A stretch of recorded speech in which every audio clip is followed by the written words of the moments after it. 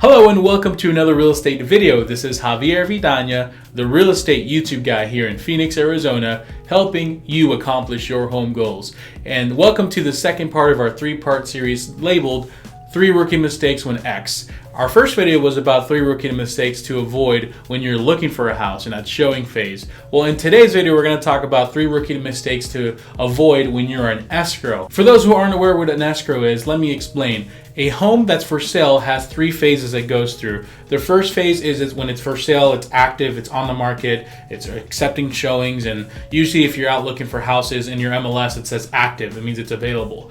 The second phase, it's an escrow. It means that the seller and the buyer have mutually agreed to work with each other. The seller has accepted the buyer's offer, or the buyer has accepted the seller's counteroffer, and the buyer has usually already deposited their earnest money. So they're in contract with each other, and really it doesn't make sense to show this house unless they're accepting backups, which that's another jar to unwind. And then the third phase, it's closed. It's already sold. It's not on the market. You shouldn't be looking at it. Somebody's living in it already. It's closed. So the escrow phase is essentially the period between your house is for sale and the house is closed. Usually it takes about 30 to 60 days depending on your loan and how quick everything wants to go. So I'm not going to really talk about the negotiation part of it because that's going to be a separate video. But one first rookie mistake that I wanted you guys to avoid is not doing a really well thought out inspection, or in other words, half-assing your home inspection. A home inspection will cover the majority of things. However, you want to make sure to order your home inspection nice and early, because usually what happens is a home inspector does something and then they go, okay, well the AC is not working at functional condition and needs a tune-up. That's all they're going to tell you. They're not going to break the AC and do a full analysis of what's going on with the AC. They're just going to say AC is not in working condition. And it is a rookie mistake to just stop there. You want to make sure to do more due diligence. So that's why you do it nice and early, because if you do it early, then you have usually in Arizona it's 10 days. So you'll have the rest of the 10 days to get an AC HVAC person out there and do whatever they need to do. If your house has a pool, do a pool inspection. And no, I'm not talking about clicking an extra box on your home inspection and having them check the pool out. Hire a pool person to go do a home inspection. Is this more work? Yes, but we're talking about ways to not half-ass things. And lastly, another home inspection to do is a termite and pest control inspection. Once again, you guys probably hate me because I'm adding more money on your home inspection costs than you want to spend, but here's the truth. Like, home inspector is not going to catch if there's unless there's a freaking spider that comes out and tries to bite them. They're not going to see a spider infestation, or they might miss it. They're not going to just get it done. You're going to thank me. You might not even need it, and it's going to be $100, $200 down the drain. However, if you do end up finding crickets or something crazy like that, then it's going to be worth it. The second rookie mistake to avoid when you're in the escrow process is after the inspections, naturally, the home appraisal. For those who don't know, when you're buying a house through a loan, the lender's just not going to take your word for whatever house you made an offer on. So for example, if you're looking for a house and you made an offer for a house for $250,000, the lender's not going to go, all right, Bob, here's 250 grand, congrats. They're going to verify it's actually worth that amount. So they're going to send an appraisal out there to make sure that's what it is. And the mistake to avoid here is to not freak out when there's a low appraisal. Now, if an appraisal comes in at value, so if you're buying a house for $250 and it comes in at $250 or above, then life's great. The realtor feels like great, the client feels happy, everyone is great, right? But what happens is when the appraisal comes in low, so for example, the appraisal came in at $240,000, but you originally made a purchase price of $250. Now the common misconception is the client now has to come up with 10 grand to make the deal work. My core philosophy of really anything I do in life is turn negatives into positives. And I try to have the same attitude for my clients. So when a low appraisal comes in, it's very important to deal with it with very positive and confident attitude. That way, anything that comes your way, you're going to be able to flip it and make it into something that's going to work for you. Now, let's just say you're buying a house for $250, your price is at $240. The seller will say, okay, fine, I'll reduce my price to $240, but the $6,000 of closing costs I was going to give you now is I don't want to give you anything because I lost $10,000, and so I expect you to lose something too. So it gets kind of tough here to kind of negotiate through it. So I would say that having the same confident and positive attitude I told you about earlier, there's always somewhere to be in the middle. first and foremost, the first impression you make when it comes to this low appraisal is really crucial. So if your agent goes and automatically tells the other seller, hey, appraisal came in low, here's the addendum already signed saying that we'll reduce the price. I'm sorry, we try to give your seller as much money as possible, but it is what it is, it's what it's worth. The buyer has no additional funds at the moment to come up with extra closing costs. Let's get it done. We can get the sign and we'll be able to close in the next week. That's a lot better than going and saying, oh, hey John, the appraisal came in low. What does your seller want to do? Don't put the ball in their court. Go in there, get the addendum sign up front, assume that they're going to make it work that way. Now they might come back and say, you know what? If we're going to reduce it 10 grand and we want to take some of your closing costs, then try to just minimize that as much as possible. And a lot of times what happens is they meet in the middle and now we're only going to give you 3,000.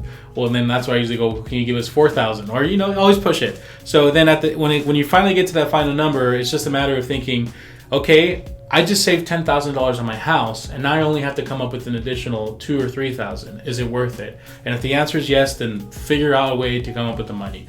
You're not just gonna have to come up with 10 grand or whatever the difference is automatically. So the rookie mistake here is to just, if you handle it and you're like a chicken with their head chopped off and just freaking out like, oh my God, their appraisal's low, then it's not gonna be done right. You don't have a say in what your realtor does. However, the way you perceive yourself to the realtor, hopefully they can feed off your energy and do that. Or you're working with the realtor already that has this perspective. So maybe when you're interviewing for realtors, just ask them, hey, how would you handle a low appraisal? That's something great to ask, right? A lot of people don't ask that. But anyways, have confidence and have a positive attitude when it comes to low appraisals. Anyways, the final and a crucial rookie mistake to make is not being aware when you're at the signing table. I get it. Everyone is so pumped up and just excited to finally be closing. Oh my goodness, you're just gonna sign and maybe a few days later you'll get the key. Everyone is just so happy, but here's the situation. You're going there, you're signing, if you're signing through a loan, you're signing at least like 50 to 100 pages, your hand is sore, but you want to really pay attention to at least the first 10 pages. The first 10 pages of what you're signing is going to go over all the numbers, and odds are you've seen the numbers already. It's going to go over the monthly payment, it's going to go over all the closing costs, etc., etc. But here is some horror stories to make you realize, really focus and pay attention to those numbers. I was at a title signing once, and then I had the escrow officer who was doing our signing tell us a story about one time this couple came in with their realtor, and the realtor went in there and said, do not talk to the clients. I will be here to translate everything you tell them, and I'm going to make sure that any questions they have I will answer. Do not talk directly to them. I'll be the translator. So then the escrow officer just assumed that they spoke Spanish, and that's the case. So they went through everything, and as they were talking, she was saying, oh wait, there's a $800 fee here made out to what's up with this? And then the realtor was, don't worry, just keep going. So they kept going and going, and they got everything signed. So they got everything signed, they left. So then 5 minutes later, the clients come back in, and in perfect English, they say, hey, you told us something about an $800 extra fees? What do you mean? So the whole time the escrow officer is thinking they don't speak Spanish and the realtor is just translating for them. But what happened is the realtor told the clients ahead of time, hey, do not talk to them. I will do all the talking. Any questions you have, ask me. Don't tell them anything. So it turns out that this realtor had added this extra $800 to just kind of cushion what he was going to make. And as they went through the closing, the settlement statement and whatnot, they found out some extra little fees that the realtor was adding on top of that. And on top of that, the realtor was making them send the realtor a check for the home inspection and the realtor the check for all these things. So that's when they realized there's just a bunch of crap, and one of the clients just broke down in tears because they said, well, my dad is letting us borrow the money for the down payment, and he's worked his ass off for this money, and there's an extra $800 that he didn't need to save that's going to this guy just cuz. The point of that story, guys, and it is a true story, is really make sure to verify those numbers when you're signing. You should know that ask your realtor ahead of time how much commission they're going to get paid. That way you know what number to look out for there. Make sure the closing costs are about the same that you were getting quoted. It should be about 2 to 3%. Make sure you have the title person break down each closing cost line by line. That way you have a better understanding of what you're signing. Make sure that the right person is paying the right closing costs. If the seller had to pay the home warranty, make sure it states that the seller's paying the home warranty. If someone else is supposed to pay for another closing cost, make sure it says there. Just make sure and be meticulous with the numbers. The next few pages you should be signing is your monthly payment. Make sure the monthly payment is the same exact payment that you just signed in your closing disclosure. Make sure it didn't go up or down.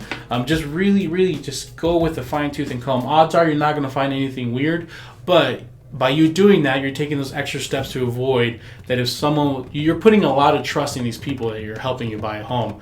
And let's face it, most people are great, but there might be some people out there that take advantage of that. So doing that extra layer of caution will prevent anything weird from happening and make sure that you don't get scammed out of it. And that's all the time we have for today, guys. Thank you so much for watching. I really appreciate your time. If you haven't subscribed, please join the Home Goal homies here. If you happen to know anyone that might appreciate this video and might learn from something from it, please send them this video, send them the channel, and we would love to make them a Home Goal homie as well. So thank you guys very much for your time. I really appreciate it. If you are in Phoenix, Arizona, and you're looking for a realtor, my contact information is below. Thank you so much again. Hope you guys have a wonderful day. See you guys later.